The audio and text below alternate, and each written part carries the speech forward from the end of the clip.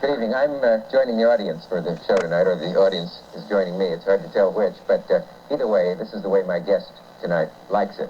He is flutist James Galway, and before you write in, he says flutist. He's a man who believes in breaking down the stuffy conventions of classical concerts and having some informal fun with music. And although Mr. Galway is Irish, he was for 8 years the principal flutist with the great Berlin Philharmonic under Herbert von Karajan. He then took the bold stroke or step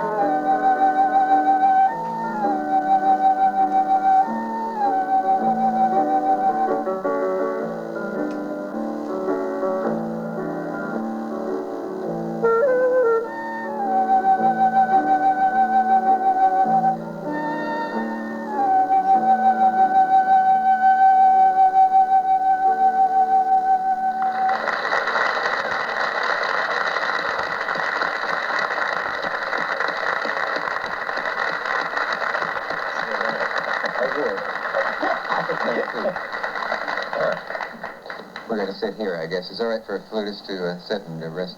Yep. If I'm in your way, you could play it the other way, could you? Sure. Is that possible? A man can do anything. That's amazing. I couldn't help noticing with my highly trained and unorthodox musical ear that you were playing the same 5 notes in that. That's right. Yeah, this composer, Malcolm Arnold, he's English, and he's a bit of a joker, you know. He's always doing things like that. I think it's quite a nice little piece, and I thought I'd like to play it because I really feel that the blues is American, you know, really American.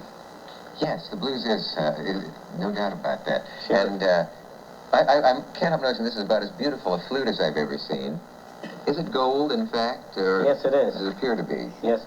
I have 6 flutes, 2 silver, and 2 silver gold ones, and 2 gold ones. And this is the latest one I've had made. And a flute is like a car. You can have as many things put on it as you want, I found out. There are people who have more keys. Yeah, I have the sort of standard equipment amount of keys because I never get into these gadgets. You know, people have trill keys here and what they're... I mean, I have so many keys, I have to get a book out every morning to remind themselves what they do, you know.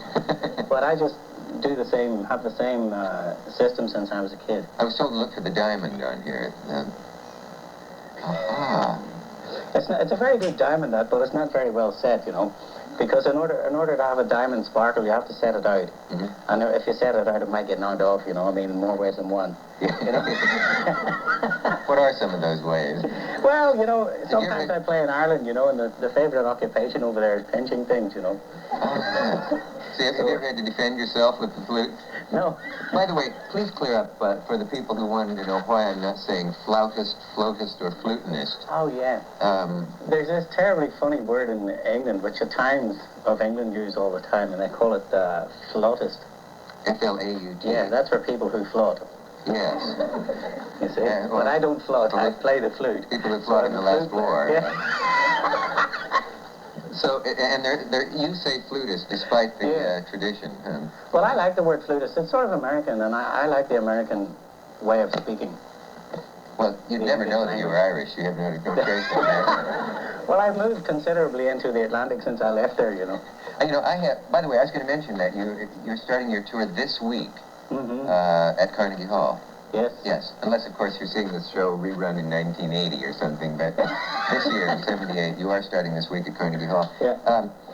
I've read so many praises of your playing, and they just seem to run out of adjectives to describe the difficulty and the beauty of your playing. One man said that you can break the heart with your diminuendos or diminuendi. Getting softer. Would you be willing to break my heart for a moment with... Diminuendo, it separates the men from the boys, doesn't it? Because it takes it very difficult. Well, you know, there's a way of playing the flute where you have sort of inflections in the music, the same as when you speak. Mm-hmm. You know, the people who read the news are quite different from the people who speak on your show like us. That's right. We speak quite naturally. They have to read the facts. Mm-hmm. But we don't have to play the facts when we play music. We have to play what's in our hearts and how we feel at that particular moment. And that's what really makes a performance. Would it be fair to say that you have a kind of Zen idea of music, that you see yourself as a kind of conduit between the composer and the audience, or is that something stuffy that I read about you? No, it is an idea I have. I mean, I didn't get this idea until I'd actually read Zen and the Art of Archery. And I suddenly discovered that what I'd actually been doing when I was a kid was trying to find a way. Mm-hmm. By practicing the flute. You see, when I got my first flute, I just stopped doing everything, football, and I just got mesmerized with this flute, you know, and I sat there all day playing long notes and scales. And your father was, what, a dock worker? Or? Yeah, my dad was a riveter in the Belfast shipyard. Did he think the flute was anything that a red-blooded boy should be fooling with? Well, no, he was sort of, he didn't think that riveting was anything that anybody should be fooling with, that's for sure. And like every true Irishman, he spent as little time possible working and as much time drawing the national assistance, you know, to subsidize his life as an artist, you see. What is this organization called Herbie's Band that you were part of? Oh, this is a Berlin Philharmonic, and it's a very, very good band. Does Hermann Karajan, does the maestro know that you call him Herbie? Well, he probably does, you know, because I'm sure he reads the papers. Yeah, and you've been quoted as calling that. Well, but he said I came from Mars. He said talking to me is like talking from somebody to Mars. Out of Mars, you don't feel like you're talking to anybody out of space, do you? No, not at all, except that weird humming sound you emit when you're not like any classical musician I've ever met. In another way, too, because you're not above playing John Denver's music as well. Well, I tell you, I think John Denver's music's terrific. I like all these songs, you know, like Grandma's Feather Bed. You know, the words are so funny. You know, I like a song to be entertaining or to be, you know, to be to the point. And I thought, I know you're going to mention any song, but I thought... I was going to, yeah. When I heard that... Sorry, you can mention it. Any song. Just to show that I know it, of course. When I was in the hospital, somebody gave me a record of a live show of John Denver. Yeah. And I played it. I had a whole hi-fi system rigged up in the hospital. You know, when they told me I'm going to be 4 months in the same bed, I thought, right. So I... Was that when you were hit by... I read this, and it's a kind of a reporting that needs more facts. You were hit by a riderless motorcycle? Yes, well, it actually looked riderless from the ground where I landed. Because when this guy hit me, he fell off and the motorbike went on, and I thought, wow, look at that. It was just like a James Bond film, you know, this motorbike hit me, and I flew through the air. Was it a motorcycle or a bicycle? No, a big thing, yeah, one of the, you know, sounded really like, one of those ones. It wasn't sort of just a, you know. Well, what did you look like before? Terrific. Thin, good looking, no gray hair. But you were badly injured. I mean, all laughing aside. Yeah, I was very badly injured. Yeah. I had a broken arm. We're breaking up over this. We have very black humor in this country. No, well, I did have a broken arm and two broken legs and a broken ankle. Did you know as you lay there that this may be the end of the... Unless they develop a right-handed flute only? I actually didn't know my arm was broken because I was right in the middle of the road on a curve. And I thought, if I don't get out of here, the next thing that comes along might run over me. Because I wouldn't actually... Oh, yes, all the time. I've always been conscious except during this operation. Yeah. You know, I've never fainted or anything in my life. But that could have ended a fine career. Well, it could have changed it.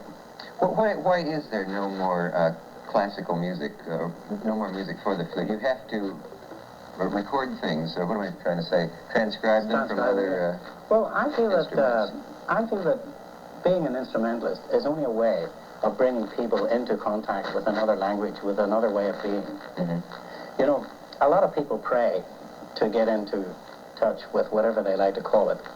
Mm-hmm. But I think this force has been responsible for inspiring people like Beethoven, Mozart, John Denver, or whoever you like.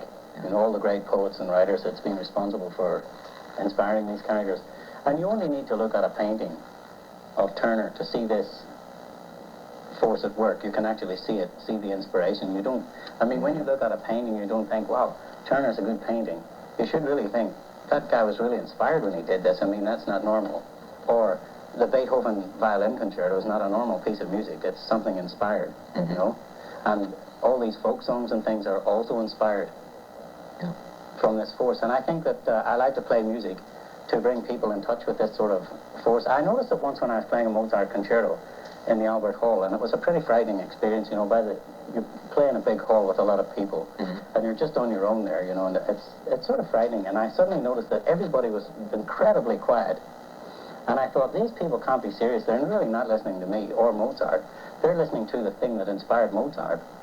I just learned how to play. Whatever that is. Yes. Yeah. I mean, I wouldn't like to say God, you know, because that would start all sorts of feuds, wouldn't it? People would send you things in the mail and stuff. Yeah. But why so few flute pieces? You have why so few things? Is the flute considered not a solo instrument, or would no symphony ever invite you to solo the way they would Heifetz or? They're beginning to. I mean, in recent months, I've actually played with I think all the London orchestras. And guest solos. Yes, and I've been touring around Holland and Belgium and playing with those orchestras. But oh, I'm sorry. I was going to say, before we run out of time, somebody said to be sure to ask you about the Romanian story about a Romanian conductor. With there's a mordant humor in this story. Yes, there is. I'm afraid. You know, this guy. He was conducting a piece, and he got so angry with the orchestra. And we didn't really respond to his sort of treatment because he was coming across like the Grand Master, you know. I mean, everybody thinks Carry-On's a big maestro. He's a very nice guy, you know, and he just does his job, you know. But this guy came and he was conducting like great maestro, and we were all sitting there, you know, a big deal, you know. And he came in the afternoon and he said, "Gentlemen, I thought when I conducted the Berlin Philharmonic it would be the height of my career." He said, "I'm so disappointed. I'd like to take a gun and shoot myself." And at this point, somebody in the first violin stood up and said, "Hey, where's the orchestra gun?" And then, of course, there was a big fight. "You can't treat our guest like that." "Why not?" Did he understand it? Yes, it was all in German. Sure. Who is it? A conductor walked out recently in the midst of, I think, conducting an opera. It's a very temperamental world, isn't it? I mean, conducting. Yeah. Conducting is the funniest thing. Some was that, G conductors sharp? right. Have you ever incurred the wrath of a conductor personally? Oh, Carry-On once fired me, you know. I was sitting there sleeping my way through a recording session, you know, and it was one of these things. I went on a bit longer on one number. When he stopped, he said, "Stop." When I stopped, you know, okay. You know, so the next time, he went on and I stopped. I didn't know if he was conducting or not. You see, it's very hard to tell sometimes. And why? He doesn't move much? No, sometimes he stops and lets the orchestra play, you see, but to understand if he's stopped or not stopped, it's very difficult sometimes in a recording session. So I kept playing, and he said, "Jimmy!" So he fired me, you see, and he said to get the other flute player in, you see. So meantime, I phoned the other flute player up and said, "Hey, listen, Herbie's having a bit of a fit today. You should watch out between number 24 and 25, you know. Don't go straight in because he stops." So I get along in the recording session, and I was playing third flute, you see, instead of first, and my friend Andreas Blau was playing first, you see. So we start off again, and exactly the same thing happened. And Herbie said, "These flute players, there's not one of them who can count one bar. What's the matter with you guys?" What did they do, bring in the second team, or how did they... I don't know. I think Herbie was giving up in despair, but it was his fault, you know, I mean... He shouldn't get in his hair like that. He has enough problems. Yeah, he sure does. Would you show me how a beginner would be told to produce a tone on a flute? There's an extra one over there. And I play the clarinet, and I've been told that it's quite difficult to produce a tone for the first time. Yes, it is. What do you... is it a blow... Do you blow downward? Could somebody hand me that extra instrument there? I know roughly how to hold it. I did. Are these the master keys? A, S, D, F, J, K. Yeah. Is this approximate right? No, Z-W-E-R-T. You got to get right. There's nothing to this. Yeah, there you are. Well, didn't I have it earlier? Ladies and gentlemen, Dick Havett's going to play the Flight of a Bumblebee. I had something there. Did you hear it? Yeah. What is it? Do you blow across it, or do you blow down into it? Both, but not so much down into it. A little bit. There you go. Oh, you haven't got your thumb on the back there, Dick. That's important. But I did have a sound there, but I didn't... Yes, you did. You were playing two notes at once, as a matter of fact. Could you show me what trilling is? Yeah, it's something I guess. I mean, how it's done on this as opposed to the other instrument that I know.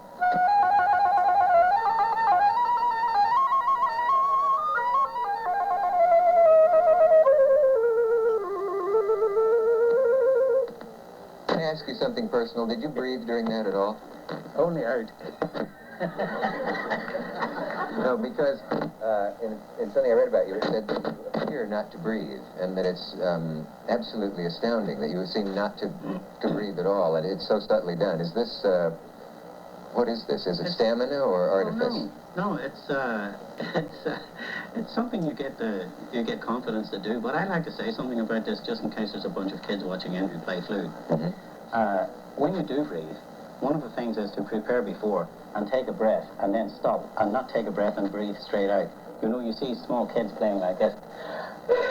You know? You mean take a breath and hold it a bit? Yes. Compose yourself and then play on that held breath. Yeah. Why? What's the difference? What does that gain? I don't know. It makes you feel calm inside. I mean, if somebody said, "Now this piece is very difficult," you mean you've got to take a big breath, you know. I mean, the first thing is don't show anybody your tonsils, you know, as well. You just need to take a normal breath. Can you show your uvula on television? Well, in England you can show most things, but I don't know about that.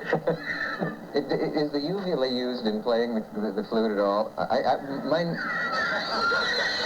I've never confessed this publicly, but mine used to get sore when I played the clarinet. I would always get a sore throat in the upper throat. I always hold my throat open very much and very consciously. Do you speak letters as you do with tongue, yes. like tick? Yes, I do, and I also speak vowels because if you want to change the sound, you have to make a difference between ah, oh, Could you show that? Sure. In that order? Yes, if you want to make.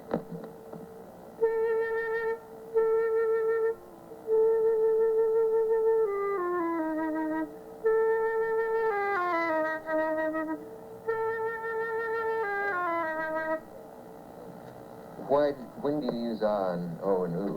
Well, if you want to have a hard tone, you speak with a ah. You know, just the same if you want to say, hey, you know? Or, yeah. Hey. I see. You know, a lot of people, see if you agree on this, find the upper notes of the flute and the clarinet irritating. In fact, there's some that sends them right up the bulkhead. And there's something to that, and I think the lower notes are so beautiful. Now, you have a range of about 3.5 octaves. Could you play the highest part of your range? Yes. Let's see what that's... Mercy. But you can play some of these notes quiet, you know. For example, top C you can play reasonably quiet if you practice. You can?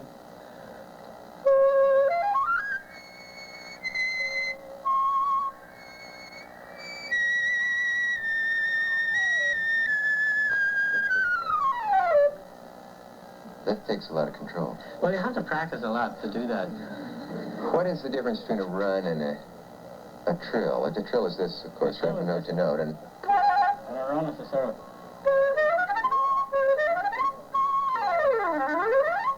Were you tonguing each? No. No, I didn't. So it almost sounded as if you were. How is it possible?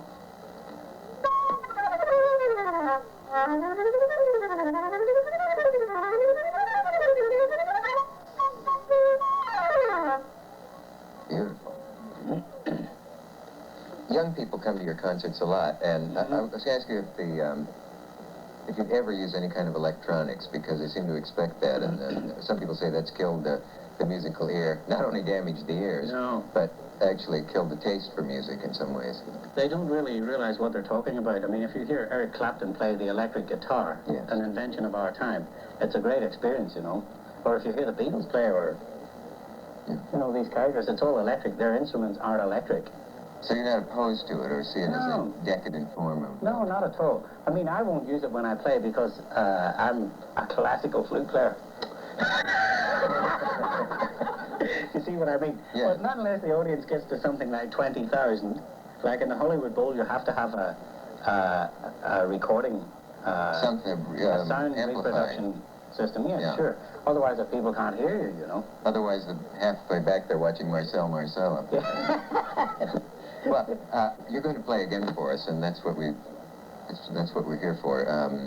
I think you're going to actually do the Flight of the Bumblebee, and then if there's time, something else. Yes. I'll get out of the way so I don't jostle you. Okay. This is the Flight of the Bumblebee by Rimsky-Korsakov. Well, that one. That's it. I announced it as Beethoven's Fifth Symphony one day just to get out of trouble.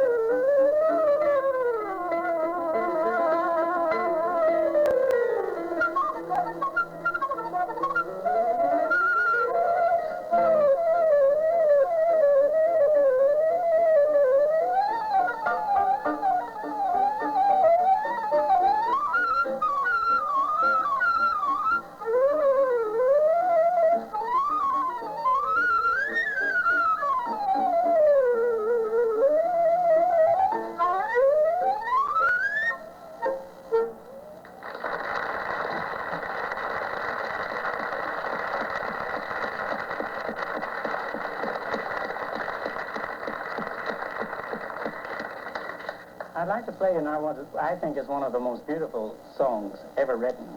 It's called in English the London Derriere, but I think I have to change the name in America to Danny Boy is what we call it actually in Ireland. We know what derriere means in America. Yeah, that's why I have to change the name, you see.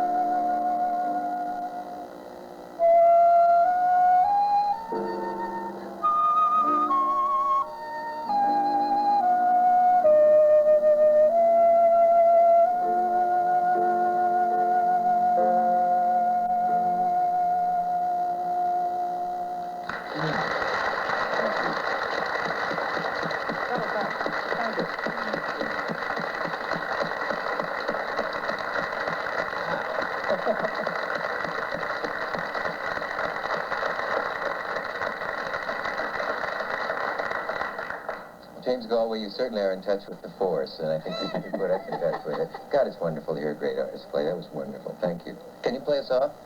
Sure. Something... Sure. I think I'd like to play a piece by Bach, which is called By My Wife. She always said, "Would you play that? Will Samuel Sanders help you with this? Yeah, he knows it. He's been practicing.